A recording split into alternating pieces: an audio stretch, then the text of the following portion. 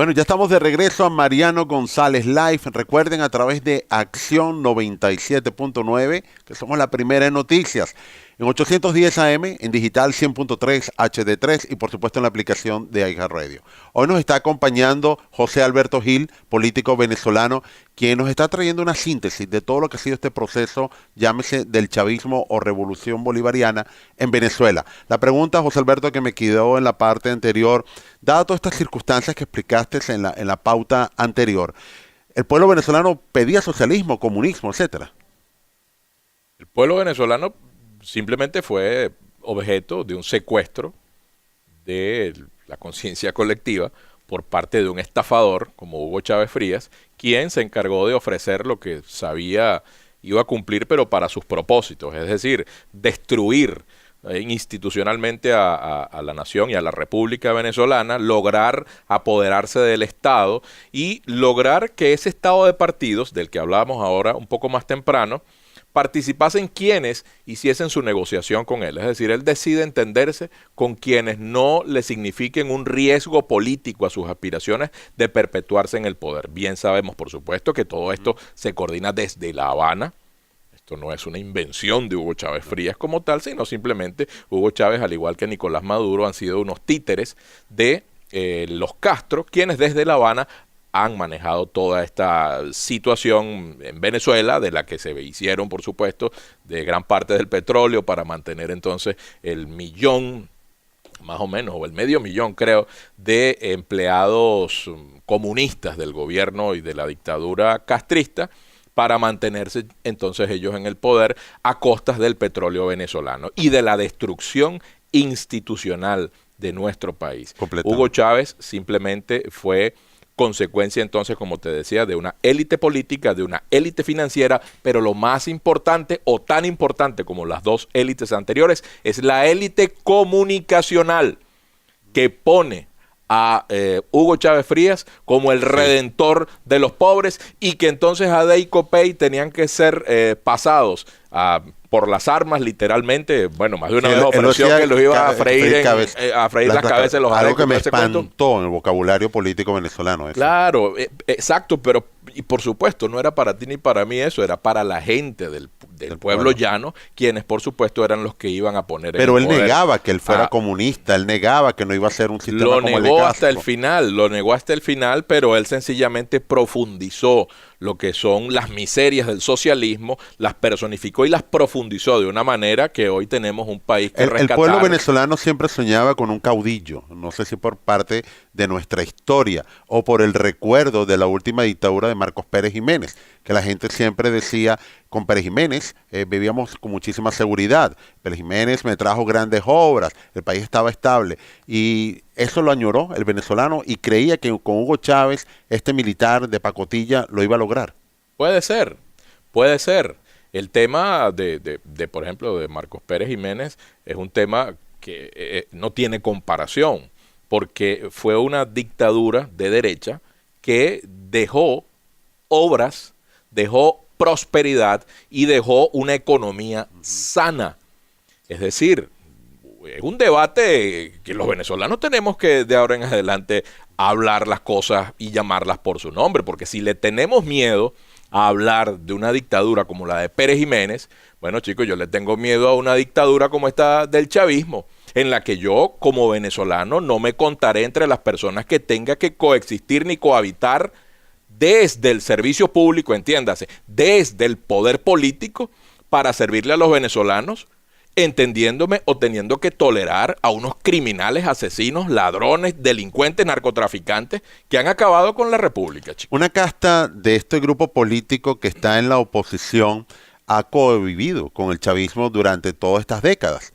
Y uno se pregunta, ¿por qué? ¿Qué pasó allí? ¿Por qué esa oposición venezolana, que un grupo estaba dispuesto a sacar a Hugo Chávez, pero de alguna manera siempre llegaban los líderes principales y tumbaban cualquier esperanza para lograrlo? Bueno, el estado de partidos actual en Venezuela se engangrenó de manera tal que los bolichicos, de los que estábamos hablando hace rato, son los que financian esos partidos de una oposición que dice querer salir del chavismo del poder, pero no quieren salir del chavismo del poder.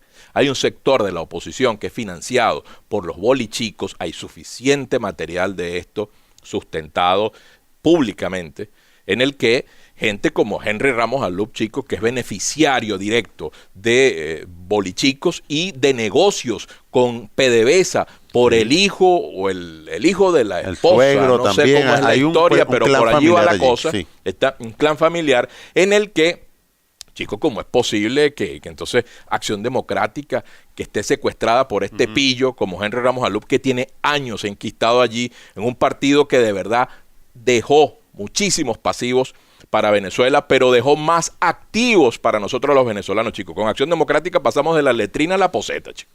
Con Acción Democrática pasamos de que las mujeres no votaban y lograron votar, chicos, y participaban de la actividad política venezolana. Y se abre el Estado General y se logra la elección de alcaldes y gobernadores por voto popular.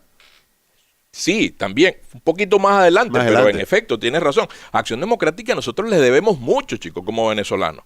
Caramba, pero no podemos permitir que ese legado que dejó un verdadero estadista como era Rómulo Betancourt esté enturbiado ahora por un pillo como es Henry Ramos Alup. Y un hombre que luchó directamente contra Fidel Castro, Rómulo Betancourt, al punto que rompieron relaciones Venezuela y Cuba en aquella época. Exactamente, por eso es que no le pone la mano al botín petrolero Castro en aquel entonces, porque hubo un estadista y un venezolano con resiedumbre, con firmeza y con convicciones y con visión de Estado, que se entiéndase, un estadista como Rómulo Betancourt. Se degenera la calidad democrática en Venezuela directamente por el gobierno y también de la oposición. Todo esto es parte del mismo proceso. Bueno, cuando te decía engangrenado, Mariano, te quiero decir entonces que aquí se perdió, o sea, una expresión que recoge de alguna manera lo que quiero decir es, aquí se perdió todo, chicos. Aquí entonces, los que se dicen que quieren sacar a Maduro, que dicen de la boca para afuera y frente a las cámaras que quieren sacar a Maduro, quieren sacar primero a Guaidó, chicos. Es correcto. Quieren sacar a Guaidó primero que a Maduro. Guaidó, ¿quién es Guaidó?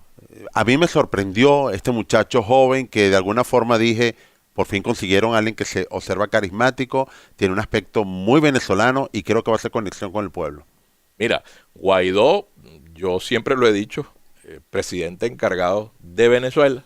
Digo, siempre lo he dicho, que la historia se lo lleva por delante. Aunque hay una vieja prédica de la política que dice que en la política no hay pasos ingenuos, no podemos, por supuesto, pensar que sea una ingenuidad el que Guaidó haya llegado allí. Pero no fue un tema de pillería tampoco. O sea, Guaidó está allí porque la historia, de alguna manera, se lo encuentra allí. Él se encuentra con este proceso histórico y le toca asumir esa responsabilidad. Y yo, desde aquí, desde tu programa y desde estas personas que pueden escucharnos y también vernos, quiero dejar en claro mi respaldo a la figura del presidente encargado que representa hoy en día la majestad de ese cargo en la persona de Juan Guaidó. No es un cheque en blanco, pero sí es una posición que va en la dirección de que lo que necesita hacer Guaidó para salir de Nicolás Maduro tendrá nuestro respaldo desde el movimiento y esta corriente de pensamiento, que no te he hablado de ella, hablaremos en otro programa, digo profusamente, cómo es la corriente de pensamiento repúblico. A la que estoy adscrito junto con Alberto Franceschi, Humberto González, entre otros, que estamos dándole el respaldo a Juan Guaidó, pero por supuesto sabemos que él está siendo presa de una cantidad de pillos que están alrededor de él en la Asamblea Nacional para tratar entonces de buscar una negociación, un entendimiento en el que habría un chavismo light un carrizo. El chavismo per se y completamente es delincuente. El chavismo, al menos que ha estado en el servicio público, en las alturas de la responsabilidad de Estado, es un chavismo que ha demostrado ser un chavismo delincuente. Y en lo personal he propuesto en mis programas de Periscope que el chavismo tiene que ser ilegalizado. Sí. El PSUV tiene que ser ilegalizado. Y el chavismo en Venezuela como ideología tiene que ser ilegalizado y neutralizado. Está correcto, históricamente está correcto, porque eso ocurrió en Malasia.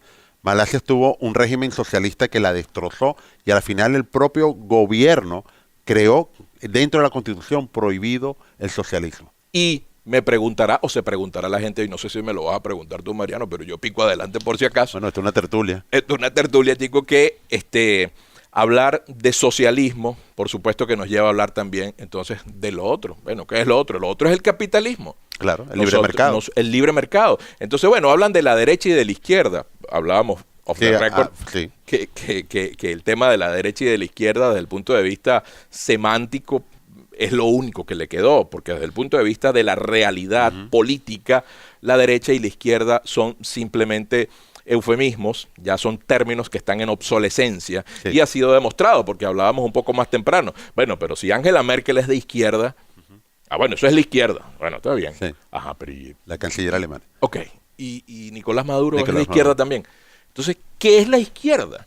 ¿Y qué es la derecha?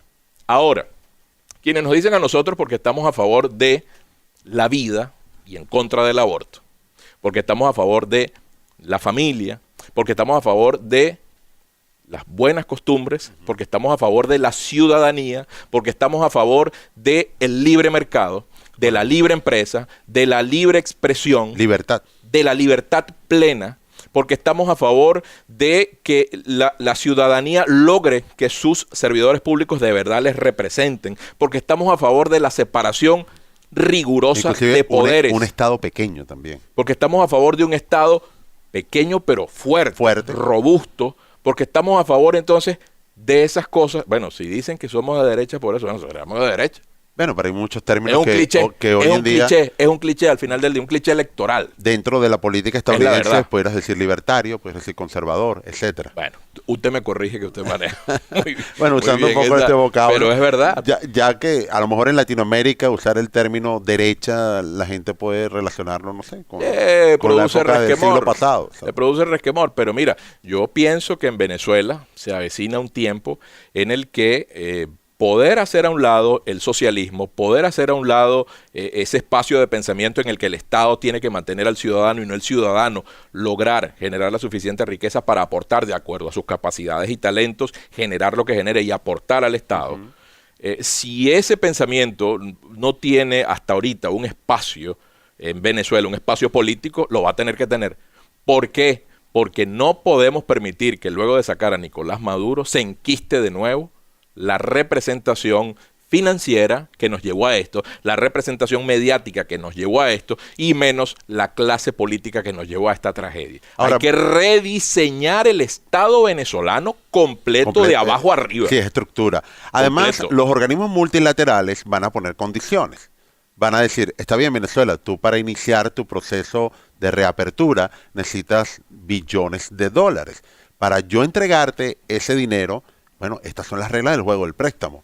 Es decir, que entre las reglas del juego probablemente va a haber que hay que sanear la administración pública, hay que tener leyes muy claras, hay que entregar seguridad y, entre otros puntos, equilibrios económicos.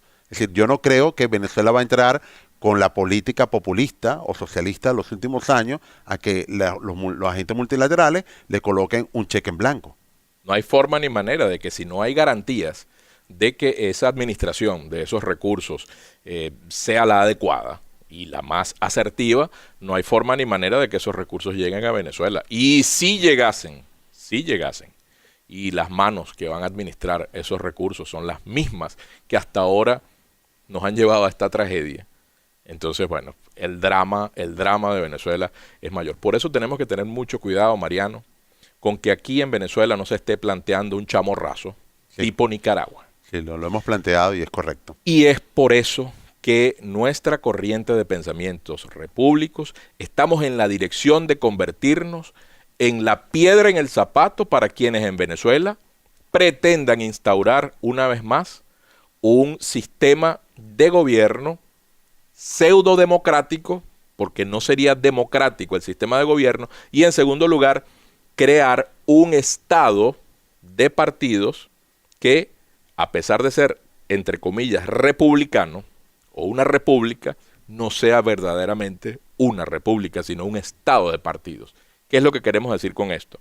La gente tiene que elegir a servidores públicos para los cargos de elección popular. La gente tiene que elegir como lo hacen aquí en los Estados Unidos. Sí. La verdadera democracia radica en dos aspectos fundamentales. Uno, separación de poderes. ¿Tenemos separación de poderes en Venezuela? No.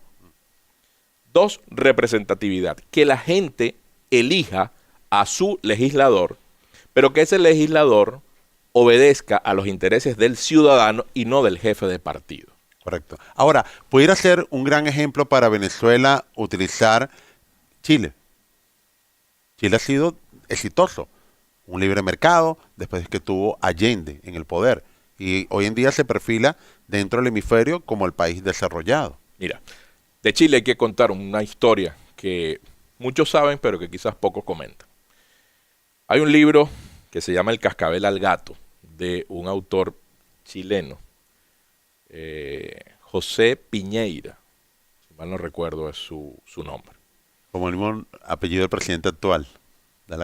Bueno, ahora fíjate, ese libro habla de cómo los economistas formados en la Escuela de Economía de Chicago, chilenos que se vinieron a hacer sus estudios de posgrado aquí en la Escuela de Economía de Chicago, fueron los conocidos Chicago Boys, sí, que regresan a su país luego de hacer sus estudios de posgrado y regresan a Chile, y cuando Pinochet da el golpe y llega al poder, toma la propuesta económica de esos Chicago Boys, la mete en una gaveta, lanza a los 3.000 profesionales al mar y él se queda con ese paquete, vamos a llamarlo paquete chileno, se queda con ese paquete de medidas de derecha que son las que Pinochet instaura.